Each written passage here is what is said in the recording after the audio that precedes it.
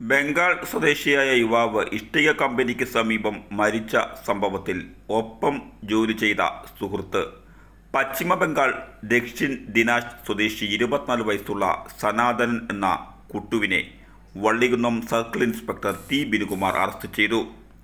Alappuzha Mavelikkara Vallikunnam Kambissery തെക്കേത്തലക്കിൽ MS ഇഷ്ടിക കമ്പനിയിലാണ് കഴിഞ്ഞ ദിവസം ഇയാളുടെ സുഹൃത്ത് 22 വയസ്സുള്ള സമയഹസ്ത ദുരൂഹ സാഹചര്യത്തിൽ മരിച്ചത്. സംഭവത്തിന് ശേഷം മുറിയിൽ ഉറങ്ങിക്കിടന്ന ഇയാളെ പോലീസ് കസ്റ്റഡിയിൽ എടുത്തിരുന്നു. പ്രതിയെ സംഭവസ്ഥലത്തെത്തിച്ച് തെളിവെടുപ്പും നടത്തി. ഇരുവരും കഴിഞ്ഞ 1 വർഷമായി കോട്ടയം ചിങ്ങവനത്തിലായിരുന്നു ജോലിയെന്നും പോലീസ് പറഞ്ഞു. വള്ളികുന്നത്തെ കമ്പനിയിൽ പ്രേം എന്ന മറ്റൊരു സുഹൃത്ത് 5 ദിവസം മുമ്പാണ് ഇരുവരെയും ഇവിടെ എത്തിക്കുന്നത്. കഴിഞ്ഞ ദിവസം നടത്തിയ ചോദ്യം ചെയ്യലിലാണ് പ്രതി കുറ്റം സമ്മതിച്ചത്.